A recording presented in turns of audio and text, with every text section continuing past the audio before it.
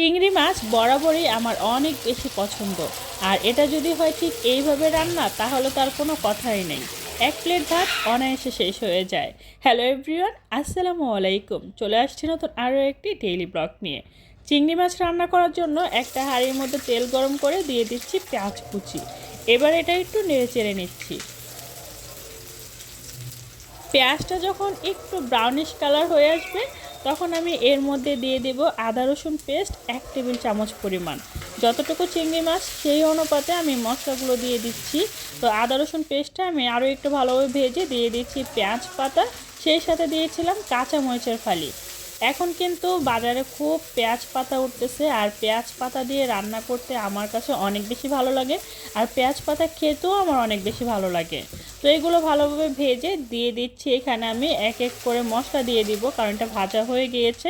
প্রথমে স্বাদ মতো নুন, তারপরে দিয়ে দিচ্ছি হলুদের গুঁড়ো, সেই সাথে দিয়ে দিচ্ছি লাল মরিচের গুঁড়ো, আরও দিয়ে দিচ্ছি ধনিয়া গুঁড়ো।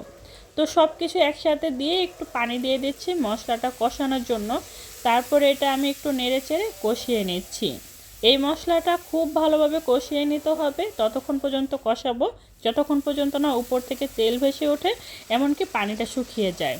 সুন্দর করে কষানো হয়ে গেলে চিংড়ি মাছগুলো দিয়ে দিচ্ছি। আর আজকে চিংড়ি মাছগুলো না একটু অন্যভাবে বেছে নিয়েছি, দেখতেই হয়তো বুঝতে পারতেছেন। চিংড়ি মাছগুলো যেন একটু বড় বড় দেখা যায়, তাই এইভাবে বেছে নিয়েছি। এবার এগুলো আমি একটু নেড়ে চেড়ে দিচ্ছি আর অনেকটা সুন্দর করে কষিয়ে নিচ্ছি। চিংড়ি মাছের কালারটা এত সুন্দর হয়েছে কি বলবো। আর এই চিংড়ি মাছটা ঠিক এইভাবে রান্না করলে না আমার কাছে অনেক বেশি ভালো লাগে। তাছাড়া চিংড়ি মাছ বরাবরই আমার অনেক বেশি পছন্দ। তবে যারা ডায়েট করতে চান তারা কিন্তু কখনোই চিংড়ি মাছ খাবেন না। যাই হোক, চিংড়ি মাছটা আমার খুবই ভালো লাগে, আর এইভাবে রান্না করলে আরও বেশি ভালো লাগে। কালারটা তো জাস্ট ওয়াও এসেছে, আর এটার টেস্টটা কি বলবো, বাসায় তৈরি করবেন বুঝতেই পারবেন। পরিমাণ মতো পানি দিয়ে দিয়েছি রান্নাটা করার জন্য। তো এবার আমি এটা একটু নেড়ে চেড়ে দিচ্ছি, আর একটু সময় নিয়ে সুন্দর করে রান্নাটা করব, মানে যতক্ষণ সময় লাগে ঠিক ততক্ষণে এটা রান্নাটা করে নিচ্ছি।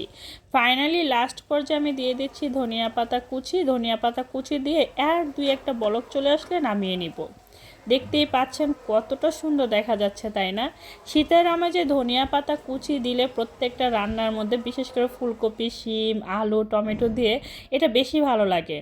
এই তো আমার প্লেটটা আমি সাজিয়ে নিয়েছি। এই তরকারিটা থাকলে না এক প্লেট ভাত আমার কাছে মনে হয় অনায়াসে শেষ হয়ে যায়, এতটাই ভালো লাগে। সেই সাথে ছিল সালাদ আর লেবু।